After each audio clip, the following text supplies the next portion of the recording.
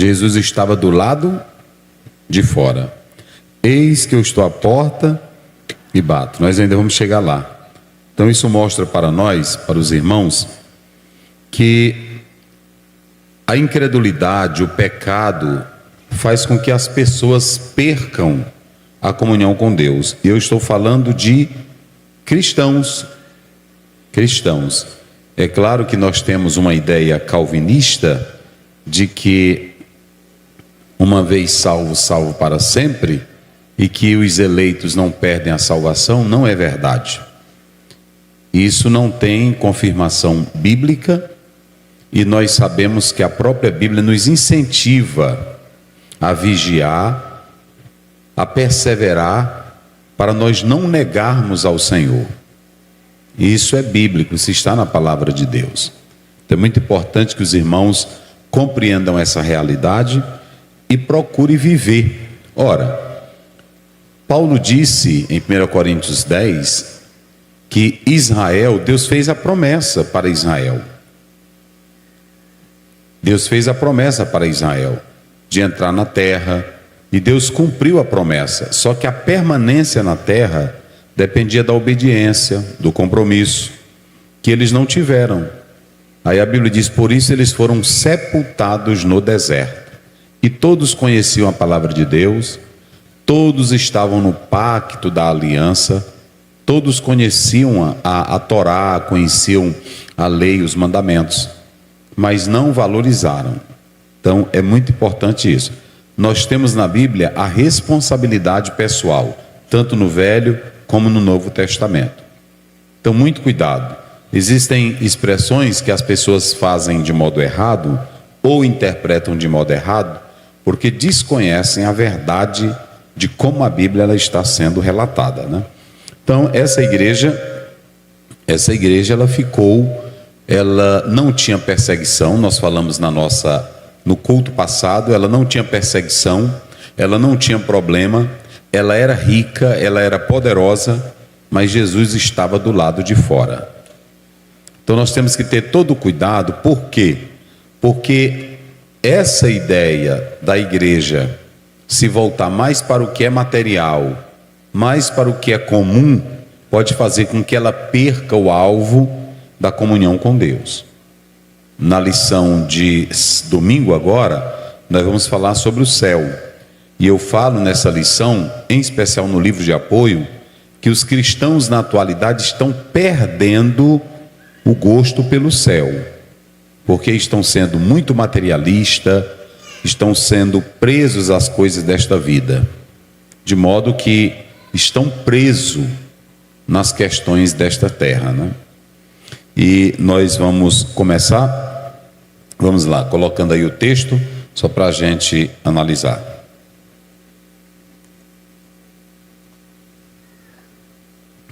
Nós já fizemos a primeira exposição sobre o anjo da igreja em Laodiceia. Já falamos sobre Laodiceia. Então, nós não vamos falar hoje sobre a igreja de Laodiceia, porque nós já explicamos o que é Laodiceia, a igreja que estava lá. Na mensagem passada nós falamos sobre isso. Aí ele diz assim: e ao anjo da igreja de Laodiceia escreve. Então nós ficamos aí. Isto diz o Amém, a testemunha fiel e verdadeira, o princípio da criação de Deus. A temática, coloca aí, Daniel. A temática nossa hoje aqui é essa: como Jesus se apresenta para a igreja de Laodiceia. Como é que Jesus chega para esta igreja? Como é que ele fala com esta igreja? Como é que ele se dirige para esta igreja? Ele vai se dirigir para ela de 3 maneiras. Vamos colocar lá o resumo para os irmãos irem acompanhando aí conosco. Primeiro, as 3 maneiras de Jesus se apresentar para Laodiceia. Vamos dizer bem forte, só para despertar. Primeiro, letra A, como Amém. Segundo, testemunha fiel. Depois, como o princípio da criação. Só foi um ensaio. Eu sei que vocês jantaram, quem não jantou, mas tem força também. Como é que Jesus se apresenta para a igreja de Laodiceia? Como Amém. Depois, e depois, ó, só aí você já tem uma exposição, uma mensagem expositiva, porque vocês estão vendo aí que o Senhor Jesus, ele se apresenta para essa igreja dessas três maneiras. Ele se apresenta como Amém, só abrindo aqui meu texto, ele se apresenta como Amém, e ele se apresenta como a testemunha verdadeira e fiel, e ele se apresenta como o princípio da criação. Por que que Jesus se apresenta para esta igreja, sendo que nas 7, esta é a última igreja? Vamos analisar o seguinte: essa palavra Amém, ela é hebraica e foi traduzida do hebraico para o grego, e vocês podem analisar que há muitos significados nesta palavra Amém. Então, primeiro nós vamos falar que Jesus se apresenta como o Amém. Por que que Jesus se apresenta como o Amém? Quando eu digo assim, no culto, quem pode dizer amém? Aí o irmão diz amém. Quando eu digo assim, vamos orar, aí a gente termina, amém. O que é que esse amém representa? Essa palavra tão pequena, o que que ela quer dizer? Então nós temos aqui no texto, logo no texto do Apocalipse, dois sentidos da palavra amém. Nesse versículo de Apocalipse 3,14, você tem em primeiro lugar os dois sentidos da palavra amém. Ela fala de fim, como também cumprimento de tudo. Fala de fim, é o primeiro sentido da palavra amém no Apocalipse. Eu vou já falar os outros sentidos. Ali no texto está falando de um fim. A situação da igreja, a miséria da igreja, a frieza da igreja, o Senhor tem um amém para ela, tem um fim para ela. É isso que o texto ele quer dizer. E tudo que o Senhor fala, ele vai cumprir, porque ele é fiel. Então você pode observar que aqui você tem o fim, como também garante o cumprimento de tudo. O Senhor vai cumprir tudo o que ele está dizendo. Esse é o primeiro sentido da palavra amém. Eu até coloquei ali como fim e como cumprimento de tudo. Em Isaías 65, verso 15, coloca aí na tela, para os irmãos acompanharem essa leitura. Veja aí. Como é que diz? Vamos lá. Deixareis o vosso nome aos meus eleitos por maldição, e o Senhor Deus vos matará, e a seus servos chamará por outro nome. Então veja que quando você lê essa expressão, é o verso 16. No 15 vamos seguir com 16, está bem claro, vamos lá, 16. Assim que aquele que se bendisser na terra, se bendirá no Deus da verdade, e aquele que jurar na terra, jurará pelo Deus da verdade, porque já estão esquecidas as angústias passadas, e estão escondidas dos meus olhos. Então veja que aí essa palavra no profeta Isaías, amém, está apontando para o Deus da verdade. Olha lá, o Deus da verdade. Então em Isaías 65:16 está falando do Deus da verdade. Quando foi traduzida para a Septuaginta, aí você tem o Deus verdadeiro. Então perceba que essa palavra amém em Isaías e amém, que é na tradução que foi feita para a Septuaginta, amém está falando do Deus verdadeiro. Quando você chega na Septuaginta, ela está falando desse Deus verdadeiro, e aqui em Isaías está falando do Deus que expressa a verdade. Então, amém, nesses dois, tanto em Isaías como na Septuaginta, estão falando desse Deus verdadeiro. Mas quando a Bíblia fala de Deus verdadeiro, não é para fazer comparação com deuses falsos, porque prestem bem atenção, não existe Deus falso, não.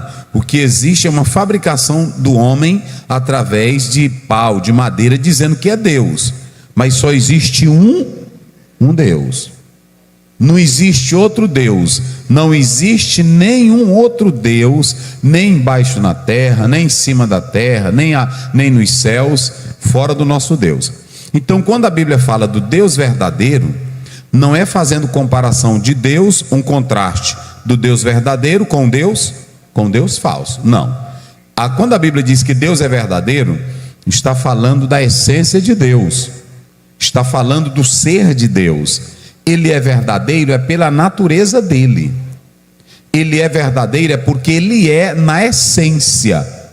Ninguém faz de Deus um ser falso ou não verdadeiro. Ele é verdadeiro porque ele é, em essência, ele é aquilo ali. Então nós podemos analisar que quando se fala de Deus, ele está falando ali em Isaías, ele é o Deus da verdade. Então vamos lá para o roteiro, para os irmãos acompanharem. Aí você pode observar, você tem em terceiro lugar o sentido da palavra amém, Isaías, pode passar, vamos lá. Aí você tem o sentido de amém na Septuaginta, que eu já falei aí, o Deus verdadeiro. Você tem o sentido da palavra amém, antigamente. Vocês sabiam que antigamente a palavra amém, ela não queria dizer assim seja ou em verdade? Essa palavra amém, antigamente, ela apontava para o sentido de criar. É isso que o próprio texto ele vai mostrar para nós. Era criar, era construir, era edificar, era cuidar, alimentar. Antigamente a palavra amém significava isso. Depois ela passou a ter outro sentido, como nós podemos ver aí, o sentido de algo verdadeiro, digno de confiança. Então essa palavra, ela antigamente expressava não o sentido assim seja, verdadeiramente, não expressava isso. Essa palavra ela expressava cuidar, ela expressava esses sentidos como nós acabamos de falar, de criar, de alimentar, de cuidar. Então amém antigamente tinha esse sentido.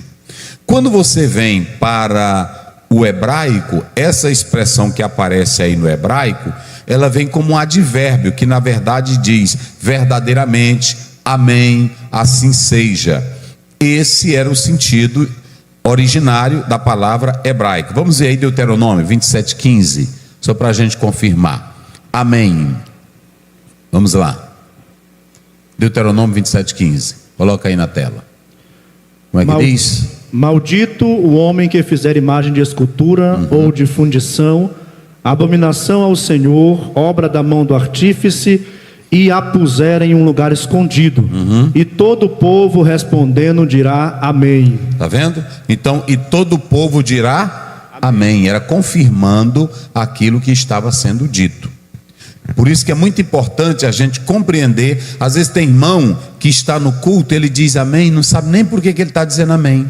Quando eu já vi irmão, o diabo tem poder, amém. Não é assim? Amém. Não, irmão, você tem que saber. É por isso que é muito importante você estar aqui no culto aprendendo a palavra de Deus, aprendendo as escrituras sagradas. Como nós estamos mostrando aqui, essa palavra amém está dizendo de fato, verdadeiramente, com certeza.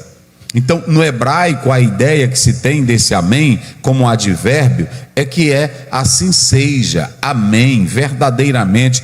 Esse é o sentido.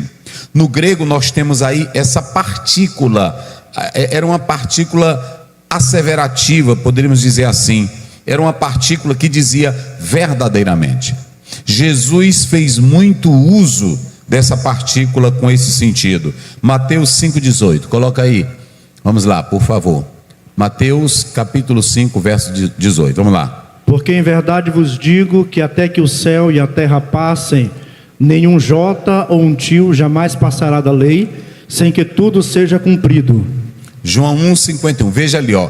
Em verdade vos digo. Então você vê que essa palavra, ela estava expressando em Jesus esse sentido de uma forma de confirmação, como eu falei aqui agora há pouco, asseverativa. Em verdade vos, não tem mentira, não tem engodo, não tem engano. Quem estava falando era ele.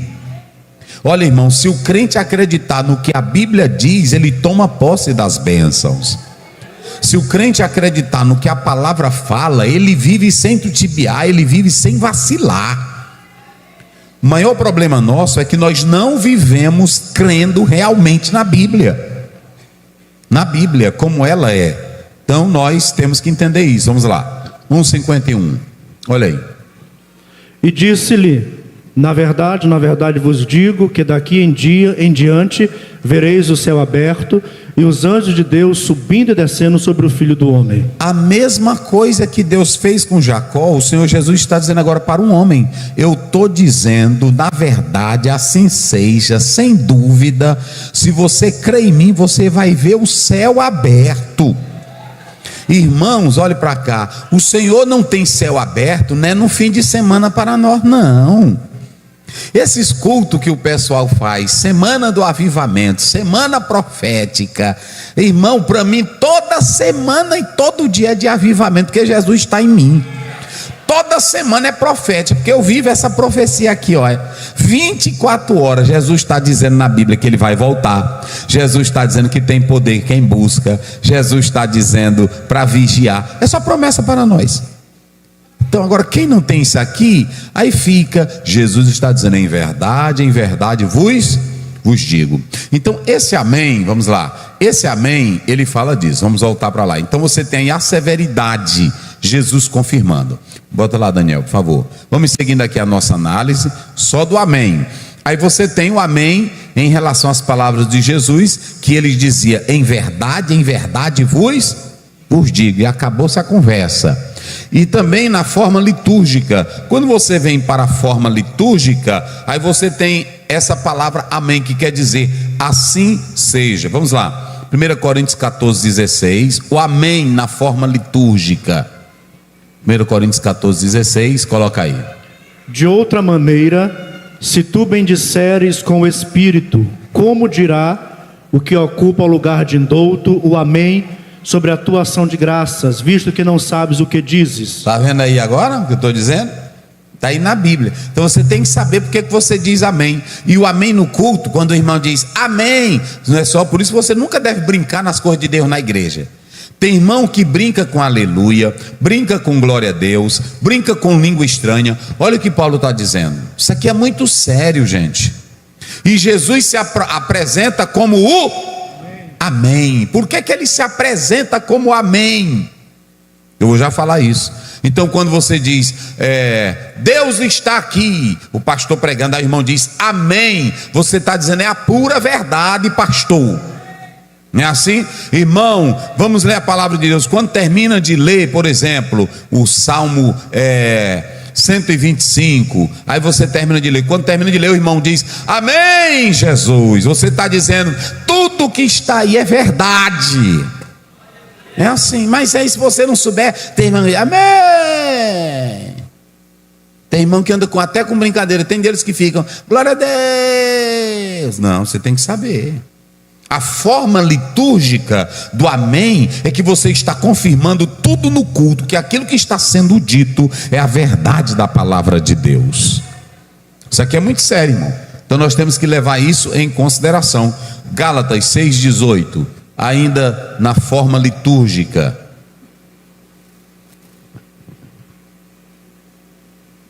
Na forma litúrgica, vamos lá. 6,18. 6,18. Aí está 1,8. Vamos lá. Depois, passados 3 anos. 6,18. 6,18. A graça de nosso Senhor Jesus Cristo seja, irmãos, com o vosso espírito. Amém. Está vendo? Aí a igreja, por que ele colocou esse amém no final aqui de modo litúrgico? Por que Paulo colocou esse amém? Vamos lá, vocês aí podem participar. Por que foi que ele colocou esse amém? Ele colocou esse amém porque ele está dizendo: a graça de nosso Senhor Jesus Cristo seja, irmãos, com o vosso. Aí eles dizem o quê? Que seja verdade isso. O negócio era uma palavrinha dessa, irmão, amém. Você pega uma palavrinha. Quem é que anda pregando sobre amém? Hoje eu vou pregar sobre o amém. Pois é, o amém é assim seja. O amém é a verdade que é confirmada. Então quando o crente diz amém, Senhor, ele está dizendo eu creio em tudo isso aí. Oh, glória a Deus. É assim. É desse jeito, irmão. E aí quando você, esse amém, nessa forma litúrgica, a sinagoga, ela tinha essa prática. E essa prática também, ela passou para os cristãos. Ou seja, vamos analisar aqui. Quando a irmã Lindalva está cantando um hino, animada, aí você fica, eita glória, amém Jesus. Você está participando do louvor, dizendo que concorda com tudo que está sendo cantado ali. Deu para entender agora? Quando você está ouvindo o pregador, e o pregador está pregando a palavra de Deus, e que você também conhece a palavra, olha, nunca diga amém se você não sabe da verdade. A Bíblia diz, seja a tua palavra o quê? Se ensina ou não, o que passar disso é do diabo. Então nunca diga amém se você não sabe que é verdade, porque senão você é um mentiroso, é uma mentirosa. Como é que eu vou dizer amém se eu não conheço aquilo ali? Eu só posso dizer amém se eu tiver de posse da verdade. Na forma litúrgica, a Igreja Católica, ela gosta muito dessa parte aí, dessa parte que a pessoa é com palavra do Senhor, amém. Não é assim? Então, o que eu quero dizer é que você não pode dizer amém se você não sabe. Foi isso que Paulo disse. Principalmente na liturgia dentro da igreja. Você não pode dizer aquilo que você não sabe. É que nem, tem irmão, eu já vi até aleluias, não tem aleluias. Aleluia, irmão. Aleluia ao nosso Deus. Aleluias, aleluias. Améns, améns. Não tem isso, irmão. Eu já vi, foi muito irmão aqui com isso. Mas tem coisa onde um irmão, não é irmã, pastor, liga o microfone. Eu disse, microfone? Esse não é o microfone, que eu não respondo, eu não gosto de responder. O microfone. Eu disse, não, o microfone. Eu disse, não, tá certo. Mas é bom, irmão, quando a gente sabe das coisas, é bom quando a gente compreende as coisas. E você tem que estar disposto para aprender. Outra coisa, tem irmão que não gosta de aprender. Olhe para cá, irmãos. Tem irmãos, e é muito difícil, até na Assembleia de Deus, que é a minha igreja, que eu amo, mas eu falo de pessoas ignorantes. Olha, se eu estou no mundo acadêmico, eu vou para uma sala de aula, tem um doutor naquela sala de aula, eu tenho que entender que aquele doutor, por mais fraco que ele seja, mas ele chegou ali pelos méritos dele. Ainda que a didática dele seja fraca, ele não tem uma boa metodologia, mas ele se formou para estar ali. E quando você vai conversar com essa pessoa, você vê que ele não tem didática para a aula, mas você vê que ele tem conhecimento. Então eu tenho que respeitar aquela pessoa pelo nível que ele chegou aí. Tem irmão na nossa igreja que ele é tão saliente, ele não sabe de nada e quer mexer com a gente como se ele soubesse das coisas. Vocês entenderam como é as coisas? Irmão que não sabe de nada. Tem um irmão que não sabe, mas ele quer aprender. E tem irmão que não sabe de nada e quer ensinar como se soubesse. Aí ele inventa na escola dominical. Na escola dominical, tá filmando aqui, não tá, Daniel? Mas eu estou dizendo aí para os pastores nossos também e os superintendentes. Quando estiver na escola dominical e tiver esses que querem dar de mestres e doutores só para complicar, tira ele da sala. O estudo bíblico é para edificar, não é para polemizar ninguém. E tem pessoas que vêm para a escola dominical é querer criar problema, é querer mostrar que sabe. Irmãos, deixa eu dizer uma coisa para vocês. Conhecimento da Bíblia revelado, já está revelado. Nós não precisamos inventar mais nada, é isso aqui. E o que Deus não nos revelou, eu não preciso debater, porque Deus não quis revelar. Os irmãos entenderam? Se Deus não quis revelar, aí eu vou cavar para revelar. Coloca aí na tela, Deuteronômio 29, 29. Pronto, te aquieta. Alan Clark fala isso. E aí tem irmão que vem para a escola dominical, aí pronto, ele quer saber o nome do anjo que desceu. Irmão, já pensou? Ele quer saber como era o nome da mulher de Caim. Que besteira é essa? Me diga, qual é a vantagem de eu querer saber o nome da mulher de Caim? Olha aí, como é que diz? As coisas encobertas pertencem ao Senhor nosso Deus. Pronto, olha aqui. essa expressão é: aquilo que Deus não quis revelar, eu vou cavar por quê? Eu não preciso cavar, eu não preciso buscar. Ele encobriu, aí eu vou ficar louco para descobrir. Por exemplo, eu vou ficar louco por saber e para saber como foi que o anjo, ou aliás, o Espírito Santo engravidou Maria. Tem tanto pregador louco que eu já vi deles dizerem assim: o Espírito Santo pegou o espermatozoide e botou em Maria, e os irmãos, amém, Jesus. Dê amém nisso não, irmão. A Bíblia não está dizendo isso.